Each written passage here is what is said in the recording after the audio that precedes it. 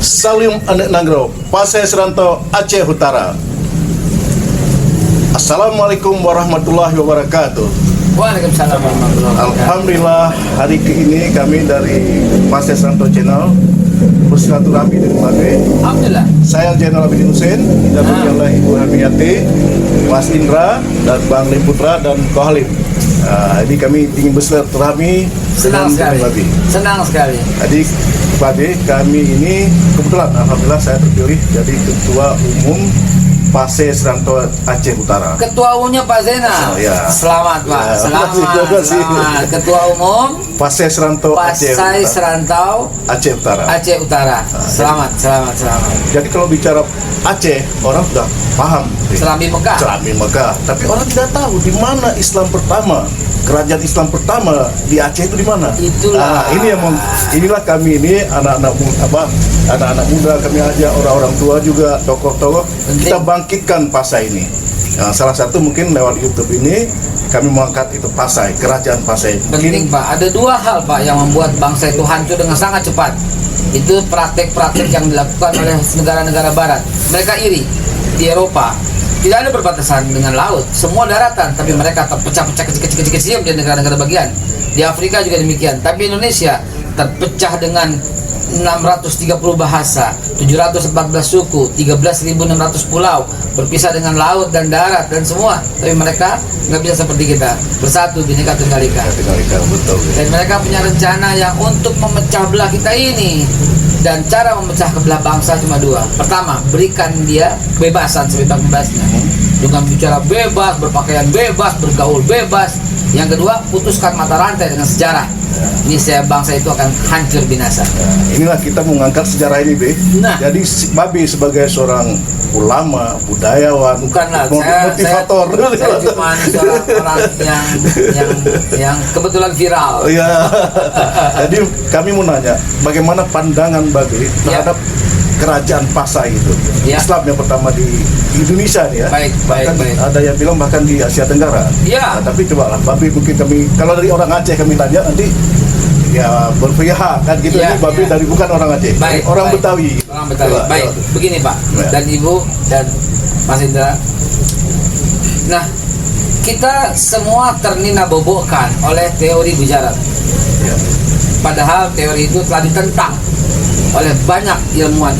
Di antaranya almarhum Buya Hamka itu menentang teori itu. Ya, teori itu saya harus matikan handphone karena sebentar lagi orang sudah keluar masuk ini. Ya. Nah, itu harus ditentang. Ada teori Mekah, ada teori yang tidak boleh dilupakan, teori Mekah itu. Teori yang ketiga itu adalah dari Gujarat, India dan segalanya. Itu usang Pak, usang. Islam masuk pertama kali dari pedagang Gujarat dari India tahun 1600, 1400. Bagaimana? Apa mereka tidak tahu ada satu makam di Aceh yang makamnya bertuliskan 635? Bahkan sebelum Pasai ada. Pasai kan 1267 kan? Ya, di abad 12. Iya kan, 1267. Bahkan Sultan Malik Al-Saleh 30 tahun. Dari 1267 ke 1297. Gitu kan? Nah, tapi yang terkenal kan Sultan Malik Tahir II ke 1376 itu membuat masyhur perdagangan, kapur barus, lada semua dari Aceh itu. Tapi sejarah hanya mencatat Marco Polo yang mendatangi Aceh. Mereka lupa Ibnu Battuta, mereka lupa Ibnu Haikal, dan yang paling membuat mereka lupa Ibnu Mas'ud, sahabat Nabi Muhammad. Sampai ke Aceh. Ya. Dan ada makamnya. Dan Presiden Jokowi Pak telah mengunjungi makam tinggi di Desa Barus, Sibolga. Ya. Nah, itu harus menjadi patokan kita semua. Kembalikan sejarah pada porsinya, bahwa Islam masuk ke Indonesia pertama kali melalui Aceh. Bahkan sebelum kerajaan Pasai itu ada. Gitu. Lalu kemudian, jadi sebelum ada kerajaan Pasai, Islam sudah masuk. sudah ada Pak, sudah ada. Ini yang tidak terbuka, ini yang tidak pernah tahu orang banyak ini. Bagaimana kalau Presiden sudah mengakui? Pada waktu organisasi konferensi Islam di Bandung pada tahun 2016 kalau tidak salah, bulan September, koreksi kalau saya salah, itu Presiden Jokowi membawa utusan negara OKI untuk melihat makam sahabat Nabi yang di Barus. Dan sekarang kan ada pesawat Garuda mendarat di Sibolga kan? Dari Sibolga cuma 2 jam naik ke Barus itu ya. Nah, makam tinggi disebut ya Bu ya. Nah, ini mesti diluruskan, masyarakat mesti tahu, sejarah anak-anak bangsa mesti tahu. Bahkan sekarang Pak, Samudra Pasai pun mereka sudah lupakan. Karena anak sekarang nggak tahu apa itu Nggak pasar. tahu pasar, nggak tahu. Maka kedatangan Bapak dan rombongan ke sini ini kebahagiaan buat saya, karena saya sedang fokus untuk kembali meluruskan sejarah. Ayah saya peminat sejarah, saya masih punya stensilan ketikan tangan Ya. tentang meluruskan sejarah di zaman Buya Hamka, dihadiri oleh wakil presiden waktu itu ada Malik, Kepada Malik. ya, juga dihadiri oleh Jenderal Abdul Haris Nasution, dan banyak sekali yang hadir ulama-ulama di sana. Itu ayah saya juga hadir soalnya, dan sampai sekarang saya masih menyimpan. Dan hasil itu pernah diajukan bahkan dari zaman Bung Karno. Tapi Bung Karno masih mengambil sejarah dari Sunakur Kronya, ya, orang Belanda yang berganti nama dengan Abdul Ghafur, dan mengacak-acak aja kan. Anak-anak kita nggak tahu Pak sejarah ini Pak. Sedih saya. Betul. Jadi itulah maka tujuan kami untuk mengangkat itu. Biar Baik. tahu sejarah. Seperti yang tadi Babi bilang, kan mereka nggak tahu yang makamnya ada di Barus. Iya. Ya, tapi diakui bahwasanya Islam pertama dari Aceh. Aceh baru Harus ke itu. Barus. Ya. Nah, dari situ Pak, Islam kemudian berkembang mendarat lagi di Jepara. Dari Aceh kan 635. Nah, 663 ya, 663. Rasulullah wafat 632.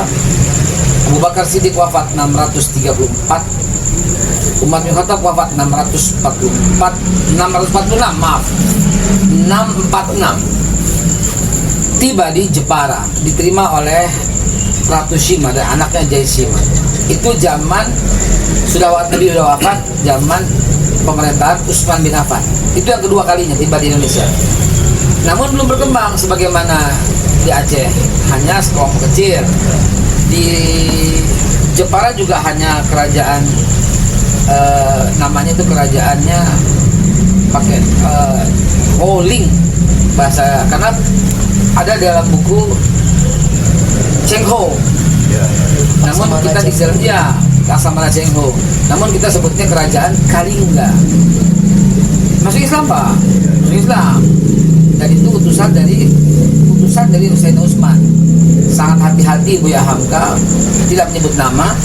Namun dalam buku yang lain dituliskan yang datang itu adalah Muawiyah bin Abi Sufyan. 646. Kedatangan ketiga tahun 711 sampai 718. Nah, ini sudah zaman Khalifah Umar bin Abdul Aziz. Gitu. Jangan ngomong-ngomong Pak, surat menyurat antara Khalifah Umar bin Abdul Aziz dengan Raja Sriwijaya pada waktu itu, Itu masih Hindu ya Sriwijaya. nah inilah titik baliknya menjadi Islam, gitu ya, menjadi Islam ya. Sriwijaya zaman Kerajaan Sriwijaya waktu itu 711 sampai 18 itu Sri Indra Farman, Raja Sriwijaya, masuk Islam Pak. Dari mana? Makamnya dituliskan la ilaha illallah, dan koin-koinnya tuliskan la ilaha illallah Muhammad Rasulullah. Itu dia 3 titik awal. Nah, setelah itu barulah kerajaan Aceh itu berdiri 1276, 1266 sampai 1236 terus berkembang. Nah, setelah itu, setelah berdiri semua, barulah 1500 kedatangan dakwah kekinian yang dilakukan pertama kali oleh anak daripada Maulana Ishak, yaitu Maulana Malik Ibrahim, mendarat di Gresik. Itulah yang kita sebut Sunan Gresik. Nah, mulai 1500, 1600 sampai 1400 barulah berkembang seluruh Indonesia dengan model Wali Songonya. Nah, ini kita kait lagi dengan Aceh ini dengan Betawi kan Betawi. Ya, budaya Betawi. Ini bagaimana hubungan emosional antara orang Aceh dengan orang Betawi, kan seperti Aceh Jakarta ini kan Jayakarta ya. Fathan Mubina. Ya, jadi Fatihan. ya apalagi hati yang orang Aceh. Terus ada juga yang ikon daripada ibu kota kita ini, Ya. Monas ya. Ya. Itu juga sumbangan daripada Oh, harus tahu itu rasa saudagar Aceh, Iya Markam dong. ya Pak Markam. Dan berapa dulu kalau dihitung dengan sekarang mungkin jatuhnya triliun. Ya. Rakyat Aceh menyumbang untuk kemerdekaan. Dulu kita nggak punya pesawat, Pak. Betul. Yang punya pesawat siapa? Yang diberikan untuk Bung Karno siapa? Dari Aceh. Ya dari Aceh. Karena itu saya masih merekam Ya. di kepala baik-baik pidato Presiden Indonesia zaman itu. Sebelum jadi presiden masih diangkat jadi ketua umum partai. Kita sebutlah ya Megawati Soekarno Putri. Bukan saya berpolitik. Betul. Catat. Ya, ini sejarah. Saya hanya mencatat sebuah sejarah. Ya, betul. Dulu ada daerah operasi militer. Ya, dong.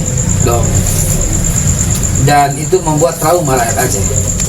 Saya masih ingat pada waktu itu Ibu Megawati pidato, jika kelak Cut Nyak memimpin, takkan kubiarkan setetes darah tumpah di tanah Rencong yang sangat berjasa untuk kemerdekaan Indonesia. Itu pidato Bu Megawati. Betul? Ya, tapi bagi rakyat Aceh, ya bagi rakyat Aceh, mereka sudah apatis ya terhadap himbauan-himbauan daripada pemimpin dari pusat. Itulah sebabnya. Kenapa merasa dikhianati? Itulah sebabnya. Jadi jangan pernah kau uraikan air mata buat kami. Kami Iya. sudah bosan mendengarnya. Iya, saya hanya flashback Ya, sejenak. Artinya gini Pak, yang kita lihat adalah para pemimpin negara ini mengakui Ya, kontribusi rakyat Aceh terhadap negara, mengakui. Tapi kita juga melihat perasan keringat gas alam di sana sangat menyedihkan. Ya. Bukankah gas alam terbesar di dunia ada di tanah Rencong itu?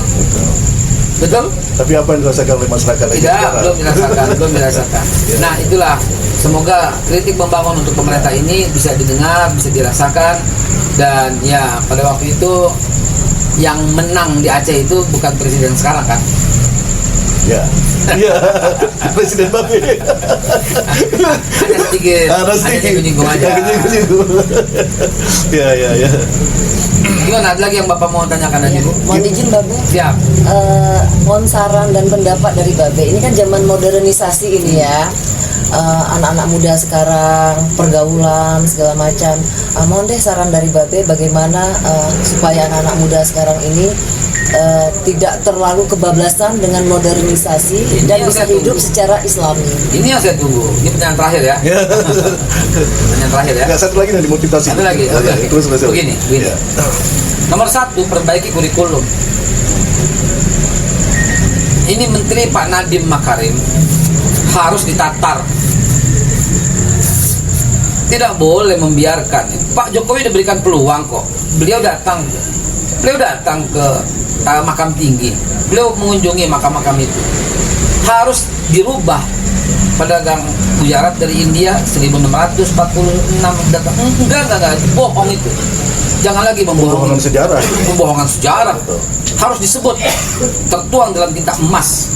Indonesia yang 90% konon kata 90% ya, Islam ini dimulai di titik nol, yaitu Aceh. Kerajaan pertama yang ada di bumi ini adalah Pasai. Di bumi Nusantara ya, Pasai. Ada Sriwijaya sebelumnya, ya oke itu masih Nusantara. Tapi kerajaan Islam sebelum yang lain itu adalah Samudra Pasai dengan Sultan Malikul Saleh. Ini harus dirubah itu. Pak Nadiem tuh mesti duduk mendengarkan para sejarawan. Jangan melulu menjejali dengan IT karena pengalaman dia di Gojek gitu ya. Ya, yang berlaku di Jakarta dan sulit untuk diterapkan di daerah. Saya sebenarnya betul-betul pelaku di dunia pendidikan. Saya menyaksikan waktu itu saya menjadi pembina UKM di Sukabumi, Pak. Pak Nadiem itu mengatakan harus ada jarak lah di sekolah, libur dulu deh dan sebagainya. Akibatnya apa? Harus IT segala. Mereka nggak punya pulsa, mereka nggak punya handphone. Di daerah diterapkan seperti itu, diliburkan sekolahnya. Apa akibatnya? Pembodohan saja. Bukan cuma pembodohan, Pak. Nggak berjalan sistem itu semua. Tidak berjalan sistem itu. Kenapa saya katakan nggak berjalan? Di sekolah dijarangin duduknya, separuh bangku dikeluarkan, hanya separuh diisi misalnya. Terus mereka keluar lewat mana?